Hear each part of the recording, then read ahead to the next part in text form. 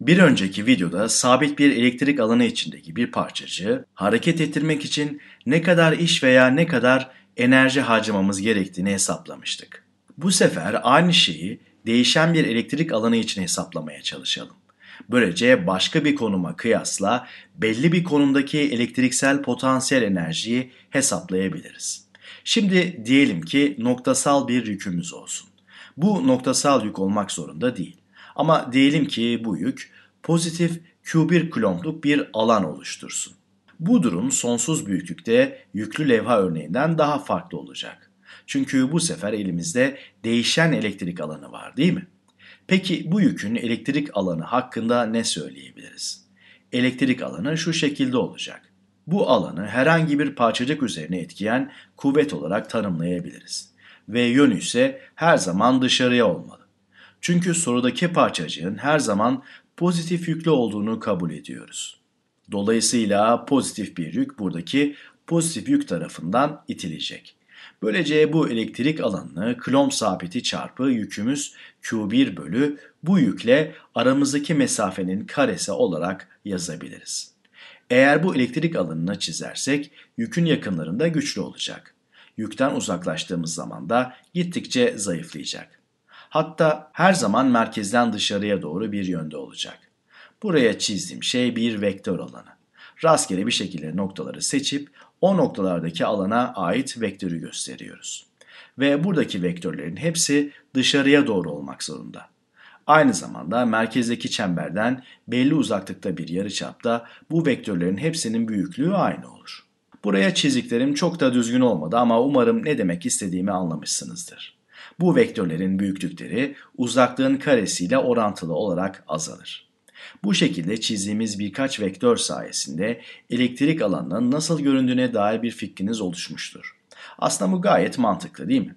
Eğer Q2 yüklü başka bir yükümüz olsaydı yüke etki eden kuvvet Q2 çarpı buradaki ifade olacaktı. Bu da zaten Coulomb yasası, değil mi? Q2 yüküne etki eden kuvvet elektrik alanı çarpı Q2'dir. Bu da K çarpı Q1 çarpı Q2 bölü R kare eder. Bu ifade Coulomb yasası ve bu elektrik alanı ifadesi de Coulomb yasasından geliyor. Hadi şimdi pozitif yüklü diğer parçacığımızı çizelim. Yükümüze Q2 diyelim ve pozitif yüklü olsun. O zaman Q1 yükü tarafından itilecek. Ve bu yükü içeriye doğru belli bir mesafe itmek için ne kadar iş yapmamız gerektiğini hesaplayalım. Çünkü elektrik alanı yükü dışarıya doğru ittiğinden parçacığı içeriye doğru itmek için bir iş yapmamız gerekecek. Diyelim ki parçacık 10 metrede olsun. İşte şu çizgiyle gösterebiliriz. Burası 10 metre. Biz de bu parçacığı 5 metre içeriye doğru itmek istiyoruz. 5 metre ilerlettiğimiz zaman parçacık buraya gelecek ve diğer parçacıktan 5 metre uzakta olacak. Bu parçacığı diğer parçacığa doğru 5 metre ilerletmek için ne kadarlık bir iş yapmamız gerekiyor? Öncelikle elektrik alanının sürekli değiştiğini biliyoruz, değil mi?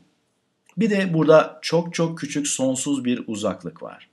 Bu sonsuz küçük uzaklığa dr diyelim, yani yarıçaptaki değişim. Bu arada tahmin edersiniz karşımıza integral ve diferansiyeller çıkacak. Evet, bu parçacığı çok çok küçük bir mesafe ilerletmek için ne kadarlık iş yapmamız gerekiyor? Bu çok çok küçük mesafe boyunca elektrik alanının sabit olduğunu varsayalım.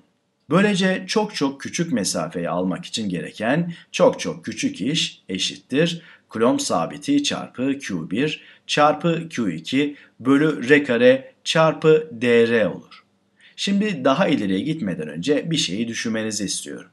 Coulomb yasası bize diyor ki bu ifade bu yükün veya elektrik alanının bu parçacığa uyguladığı dışa doğru kuvvettir. Parçacığı bulunduğu yerden 5 metre içeriye hareket ettirmek için uygulamamız gereken kuvvet içeriye doğru olmalı ve tam tersi yönde olmalı. Dolayısıyla negatif bir kuvvet olacak. Peki neden böyle? Çünkü alanın oluşturduğu kuvveti tamamıyla dengelememiz gerekiyor. Eğer parçacık zaten birazcık hareket ediyor olsaydı, uygulayacağımız kuvvet parçacığın alanından uzaklaşmasını engellerdi. Eğer hareket etmiyor olsaydı, o zaman sonsuz küçük bir miktarda dürtüp hareket etmesini sağlardık. Ve kuvvetimiz alanın oluşturduğu kuvveti yine tamamıyla dengelerdi. Ve parçacık ne hızlanırdı ne de yavaşlardı. Şimdi bu bizim yapmamız gereken iş.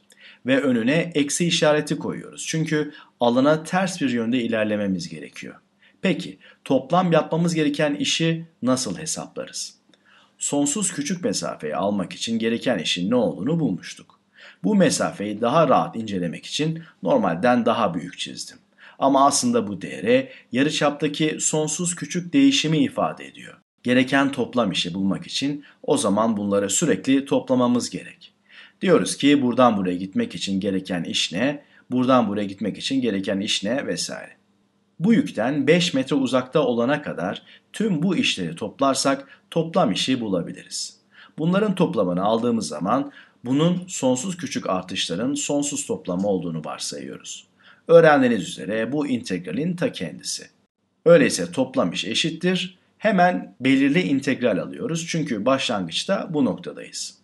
Toplamaya yarıçapımız 10 metreden başlıyoruz. Yarıçap 5 metre olana kadar devam ediyoruz. O zaman 10'dan 5'e integral. Yüksek bir değerden başlayıp düşük bir değerde bitirmek mantığınıza aykırı geliyor olabilir ama bu şekilde yapmamız gerekiyor. Çünkü yükü içeriye doğru itiyoruz. Ardından eksi k çarpı q1 çarpı q2 bölü r kare çarpı dr ifadesinin integralini alıyoruz. Yukarıdaki bu terimlerin hepsi sabit terimler, öyle değil mi? Öyleyse bunu şu şekilde yazabiliriz. Eksi k çarpı q1 çarpı q2 çarpı 10'dan 5'e integral. R üzeri eksi 2 çarpı dr. Ve bu da eşittir. Eksi k çarpı q1 çarpı q2. İçerideki ifadenin ters türevini almamız gerek. Burada artı c yazmamıza gerek yok. Çünkü belirli integralle uğraşıyoruz. R üzeri eksi 2'nin ters türevi nedir? Eksi r üzeri eksi 1. Eksi r'deki eksi öndeki eksiyle birbirini götürecek veya artı olacak. Ve bu ifadenin 5'teki değerinden 10'daki değerini çıkartacağız.